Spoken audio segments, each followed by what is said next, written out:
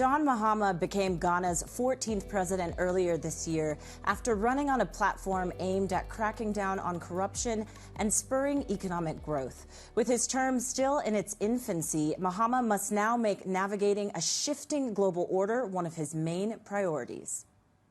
Well, I think that the world order that came in place after the Second World War has been beneficial to all parties. America has benefited, America has prospered from that world order.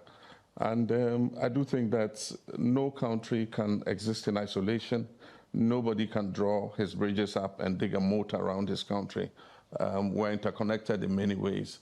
America has the right to recalibrate and freeze its international assistance to other countries, but there's always a blowback. One, America loses soft power because USAID is a well-known brand of America and it intervenes in very critical areas. And so if America decides that it doesn't want to intervene in those areas, it is possible that other countries might decide to fill that gap, or we might fill it ourselves like we're trying to do now, adjusting our budgets to fill the gap that America leaves. But it loses the influence that it has exerted over the years. Apart from that, it's not only in those areas. USAID is the biggest supplier of food aid in many places, and they buy this food aid from American farmers. And so if USAID is no longer buying that food to deliver as food aid, then it means that American farmers lose a huge demand that, assisted them in their business. And so there's always a blowback. There are a lot of connectivities, and we'll see how it plays out. The Trump playbook is still playing out. We're all watching what is happening. But as I've always said, disruptions lead to new world orders. And so this is a disruption that is happening. I'm sure that maybe a new world order will be born out of it. Finally, Mr. President, I do want to ask about the anti-LGBTQ legislation that we did see expire in Ghana earlier this year. A number of parliamentarians support reviving it. If it came to your desk, would you sign it? The old bill expired because it was not assented to by the president. There was a legal challenge.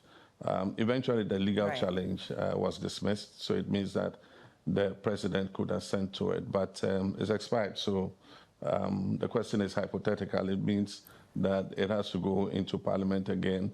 And I think that what we need is more stakeholder consultation to look at whatever new bill will come and make sure that we carry everybody on board. Proper family values are something we all are interested in. And we believe that is not only in the bills that we send to Parliament to regulate them, but also in teaching our children those family values even as they grow.